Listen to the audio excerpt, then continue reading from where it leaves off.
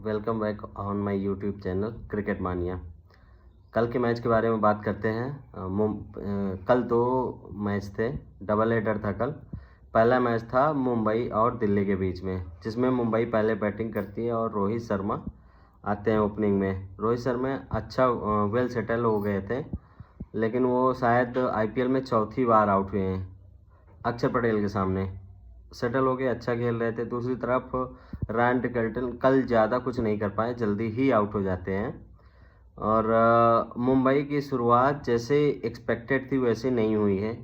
और 3 नंबर पे तिलक वर्मा आते हैं, उसी सेम ओवर में वो भी आउट हो जाते हैं। मुकेश कुमार के एक ओवर में 2 विकेट जाती है, तो वहाँ से मोमेंटम पूरा चेंज हो जाता है और दिल्ली अच्छा कमबैक करती है। और इसके साथ ही मुंबई के स्टार्टिंग में ही जल्दी विकेट करने की वजह से वो कमबैक जो चाहिए था, मोमेंटम जो चाहिए था, वो मुंबई को मिलता नहीं है। जो रन रेट था वो भी ऊपर ले जाने की कोशिश तो कर रहे थे सूर्य कुमार यादव, बट दिल्ली के अरुण जेटली स्टेडियम में मैच था और दोपहर का मैच था, तो पिच ड्राई थी।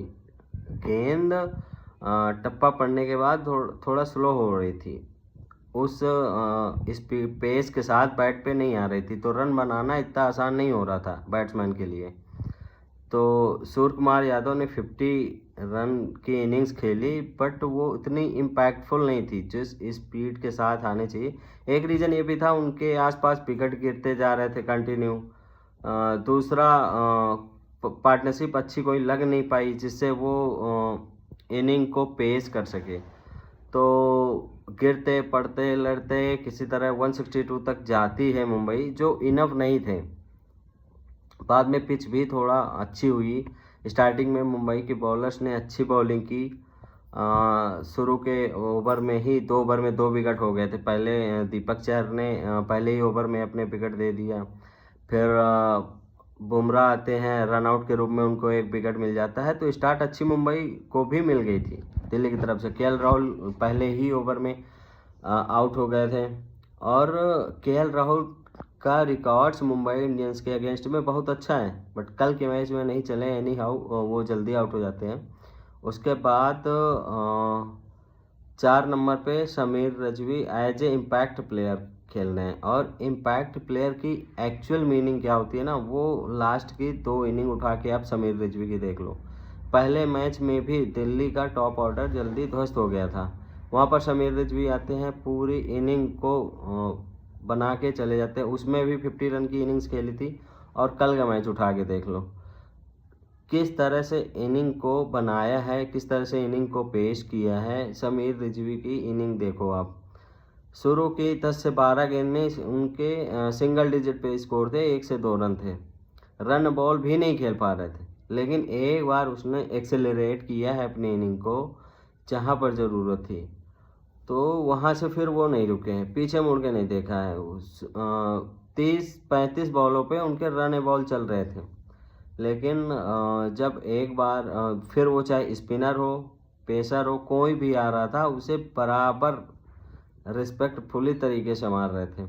उसके बाद जसप्रीत बुमराह का 1 ओवर बीच में इन्होंने डलवाया ज़रूर जब रन जा रहे थे, बट तब तक लेट हो चुकी थी वो ओवर।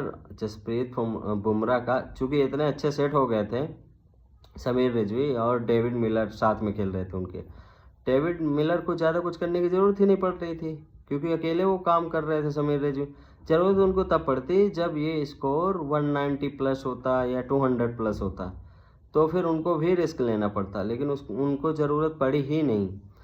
तो जसप्रीत बुमराह 13वां ओवर करते हैं, वो 3 रन का जाता है ओवर, क्योंकि दिल्ली इतना आगे हो चुकी थी कि उनको ज़रूरत ही नहीं थी, वहाँ पर कोई रिस्क लेने की ज़रूरत ही नहीं थी।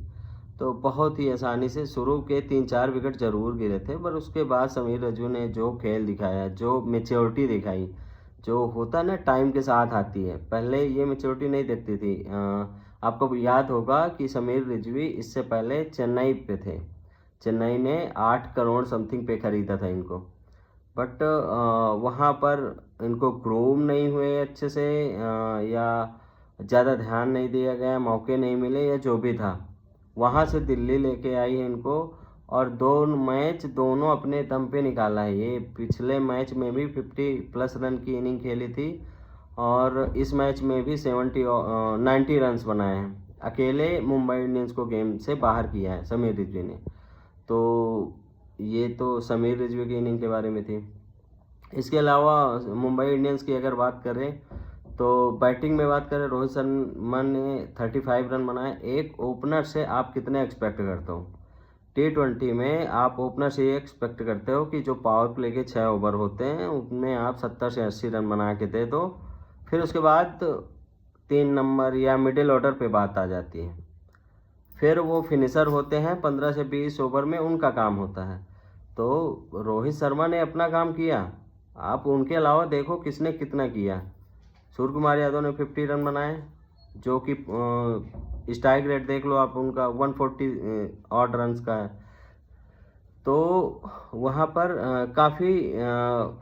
काफ़ी ज़्यादा, या तो कह लो आप दिल्ली ने बॉलिंग बहुत अच्छी की। आप मुकेश कुमार को ले लीजिए, और मुकेश कुमार के अलावा भी जो बॉलर थे सब ने मिलकर अच्छी बॉलिंग की। यॉर्कर्स देख लो, लास्ट के आप डेथ ओवर में 3 ओवर देख लो उठा के, रन ही नहीं बने बिल्कुल भी। अगर 30 रन और बन जाते, 25 से 30 रन, जो 15 से 20 ओवर का डेथ ओवर का था, दिल्ली के बॉलर्स ने बॉलिंग की है, वहाँ पर 25 से 30 रन और बन जाते तो ये मैच में जान होती। 162 रन आजकल की डेट के अकॉर्डिंग बहुत ही कम रन होते हैं। तो मैच वहीं ख़त्म हो चुका था। समीर रिजवी एक बार टिक गए और सेटल हो गए, पिच की पेस को देख लिया, फिर उन्होंने अपनी इनिंग को पेश किया और मुंबई को मैच से बाहर कर दिया। तो ये तो पहले मैच के बारे में था। अब हम बात करते हैं दूसरे मैच के बारे में, जो राजस्थान और गुजरात टाइटंस के बीच में था। तो फिर राजस्थान पहले बैटिंग करती है, गुजरात टाइटंस सेकेंड बैटिंग करती है। क्या होता है कि राजस्थान ने टॉस जीता था। उन्होंने एग्जैक्टली जब टॉस के टाइम पे पूछा जाता है कि आप बैटिंग कर रहे हैं पहले रियान पराग से, तो वो कहते हैं कि हम एक्चुअली 250 वाली हमारी थॉट्स नहीं है कि हम 250 के लिए जाएंगे। पिच के अकॉर्डिंग हम अपने आप को टाइम देंगे, खेलेंगे, और जो पिच की नीड होगी उसके हिसाब से रन बनाएंगे। और एग्जैक्टली उन्होंने कहा था कि हम 210 के आसपास के स्कोर देख रहे हैं इस पिच पे। थैंक गॉड उनकी ओपनिंग पार्टनरशिप अच्छी चली। वैभव सूर्यवंशी 18 बॉल पे 31 रन, अच्छी इनिंग खेल के गए। दूसरी तरफ यशस्वी जायसवाल कल अच्छी 50 रन की इनिंग खेल के गए, 155-60 रन के स्ट्राइक रेट से। तो दोनों ने अच्छी पार्टनरशिप दी। पावर प्ले अच्छा गया राजस्थान रॉयल्स के लिए। फिर उसके बाद वैभव सूर्यवंशी 31 रन बनाकर आउट हो जाते हैं, और इसके बाद वैभव सूर्यवंशी को कागिसो रबाडा बोल्ड करते हैं। फिर उसके बाद आते हैं ध्रुव जुरैल। कल ध्रुव जुरैल का दिन था। स्टार्टिंग में थोड़ा टाइम लेते हैं और अपनी इनिंग को जिसके अकॉर्डिंग पेश करते हैं, सिचुएशन के अकॉर्डिंग। देखो कल ऐसा कोई प्लेयर नहीं था जिसने 250 या 300 की स्ट्राइक रेट से अपनी इनिंग को पेश किया हो, 15 बॉल में 45 रन बना के चला गया हो और मैच उसकी वजह से बदल गया हो। कल आप दोनों तरफ की इनिंग्स को उठा के देखोगे तो सारे जो आए हैं इसी हिसाब से इनिंग को पेश किए हैं। वो नीचे हेडमायर जरूर आया था, 8 बॉल पे 18 रन खेल के गया, अच्छी इम्पैक्टफुल इनिंग थी क्योंकि उसका रोल ही वही रखा गया है। तो ध्रुव जुरैल आते हैं 3 नंबर पे, 72 रन की इनिंग खेल के जाते हैं और अच्छी इनिंग थी। 170 के स्ट्राइक रेट से 40+ बॉल खेल के जाते हैं, 48 बॉल समथिंग खेल के जाते हैं। तो ध्रुव जुरैल ने राजस्थान की तरफ से अच्छी इनिंग खेली, तो राजस्थान बनाता है 210 रन जो उन्होंने एम किया था। तो जब आप जो स्कोर बोर्ड को एम करते हो और वहां तक पहुंच जाते हो तो टीम का मोराल एक तो हाई होता है कि हाँ हमको इतने ही रन चाहिए थे, अब हमें इनसे डिफेंड करना है। तो बॉलिंग की बात कर लेते हैं। मोहम्मद सिराज ने कुछ खास नहीं किया, कल उनका दिन नहीं था। और मोहम्मद सिराज के अलावा उनके एक अशोक करके बॉलर थे, 37 रन 1 विकेट। वो एक बॉल उन्होंने डाली जो 154 की स्पीड से थी, तो गजब की बॉलिंग की। उनकी पेस देख के अच्छा लग रहा था, क्योंकि इंडियन बॉलर पे इतना पेस जनरली नहीं होता है। पिछले हमने 1-2 साल में देखा है, मयंक यादव हो गए, प्रिंस हो गए, अभी ये अशोक को देख रहे हैं, तो ये आते ज़रूर हैं, बट वो कंटिन्यू नहीं रख पा रहा है कोई भी बॉलर, क्योंकि वो इन्वायरमेंट वैसा होता है, ह्यूमिडिटी ज़्यादा होती है, वर्कलोड मैनेजमेंट उस हिसाब से। तो देखते हैं ये कितना कैरी कर पाते हैं, पेस को कितना कंटिन्यू रख पाते हैं। तो ये तो अशोक के बारे में बात हो गई। कागिसो रबाडा थे और राशिद खान थे, उन पे आगे हम बात करेंगे। तो 210 रन बनाती है, 70 रन जिसमें ध्रुव जुरेल के होते हैं। मज़ेदार इनिंग होती है, मज़ा आता है देख के। कुछ शॉट्स उसने लगाए थे मिड विकेट पे, जो छक्के लगाए थे ध्रुव जुरेल ने, बहुत अच्छे शॉट थे। अब आती है बैटिंग गुजरात टाइटंस की। कल शुभमन गिल नहीं थे, हैमस्ट्रिंग थी, तो जिसकी वजह से खेल नहीं पाए। उनकी जगह पे आते हैं कुमार कुशाग्र, फर्स्ट क्लास में डबल 100 2 मार के आ रहे हैं, अच्छी फॉर्म में थे। और कुछ शॉट, एक उन्होंने कवर ड्राइव लगाया था, मे बी जोफ्रा आर्चर की बॉल पे था, क्या खूबसूरत ड्राइव था एकदम, मतलब कॉपी बुक स्टाइल जिसे बोलते हैं, अच्छा शॉट था। उन्होंने 20-22 रन बनाए समथिंग, बट अच्छे टच में लग रहे थे, और जब तक खेले अच्छा खेले, अच्छा साथ दे रहे थे। और दूसरी तरफ से साई सुदर्शन, देखो आपको ये चीज़ समझनी होगी, गुजरात टाइटंस के जो भी फैन है, जो साई सुदर्शन है, आप उनसे ये नहीं एक्सपेक्ट कर सकते हो कि वो 250-300 की स्ट्राइक रेट से रन बना के देंगे, नहीं एक्सेप्ट, क्योंकि वो प्लेयर ही नहीं है।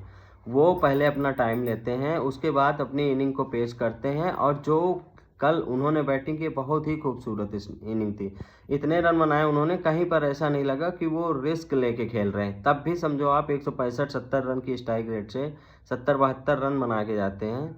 उनके अलावा कोई चला ही नहीं ना, कोई नहीं चला। अगर थोड़ी देर भी कोई भी खड़ा हो जाता, शाहरुख खान रन आउट हो जाते हैं, बहुत ही गलत विकेट वहाँ पड़ जाता है। और रवि बिश्नोई की अभी हम बात करेंगे। Ravi Bishnoi as a impact player खेल रहे थे, और इम्पैक्ट प्लेयर का क्या काम होता है, इम्पैक्ट कैसे डालते हैं, एज ए बॉलर देखो उनकी 4 ओवर 30 और रन, 30 या 37 रन दिए थे, और 4 विकेट, 5 भी हो सकते थे अगर वो कैच नहीं छूटता, जिसमें 4 रन गया था पीछे उनके 3rd ओवर में शायद। तो मैन ऑफ द मैच भी होते हैं रवि बिश्नोई। तो मेरे अकॉर्डिंग जो मेन रीज़न था गुजरात टाइटंस के हारने का, वो था राशिद खान की बॉलिंग। राशिद खान से ना जितनी एक्सपेक्टेशन आप रखते हो, उसके हिसाब से वो परफॉर्म नहीं कर पा रहे। देखो बैटिंग में उन्होंने 25-30 रन जो भी बनाए, ठीक है, अच्छे हैं, बट वो ऑलराउंडर नहीं है। कभी भी राशिद खान को ऑलराउंडर मैं नहीं मानता। अच्छे बॉलर हैं, उसके साथ साथ वो बैट में हिटिंग कर लेते हैं। अगर देखो ऑलराउंडर वो होते हैं जो 2 ओवर में 16 रन आराम से बनाते हैं। कल अच्छा खेल रहे थे, और मैं इसमें बॉलिंग की भी तारीफ करूंगा। जो बॉलिंग लास्ट के 2 ओवरों में हुई है, एक तो 20वां ओवर डाला तुषार देशपांडे ने, 4 क्या गजब की यॉर्कर डाली, और 5वीं गेंद जिसमें राशिद खान कैच आउट हुए थे, वो स्लॉट में थी, उसको मार सकते थे, बट एनी हाउ वो बैट पे अच्छे से कनेक्ट नहीं हुई, और वो कैच आउट होते हैं, वहीं से मैच खत्म हो जाता है। तुषार देशपांडे के अलावा जो दूसरी तरफ थे, कागिसो रबाडा, क्या ब्रिलियंट इनिंग थी, अच्छा ट्राई था, बहुत अच्छा कोशिश किए, जी जान लगा दी इसे कहते हैं। बॉलिंग में तो ठीक है, पर बॉलिंग से ज़्यादा अच्छा काम तो वो बैटिंग में करके गए हैं। और कम से कम लास्ट ओवर की लास्ट गेंद तक मैच में बने रहे, अगर वहाँ पर कोई आउट हो जाता तो मैच ख़त्म ही था। तो और मैं एक बात और बोलूँगा, रवींद्र जडेजा का वो थ्रो जिस पे वो शाहरुख खान रन आउट होते हैं, क्या रॉकेट थ्रो था। अगर वहाँ पर शाहरुख खान 2 ओवर और मैच खेलते तो हो सकता है मैच पहले ही ख़त्म हो जाता। तो ये रहा कल के मैच के बारे में। Okay bye, thank you, see you.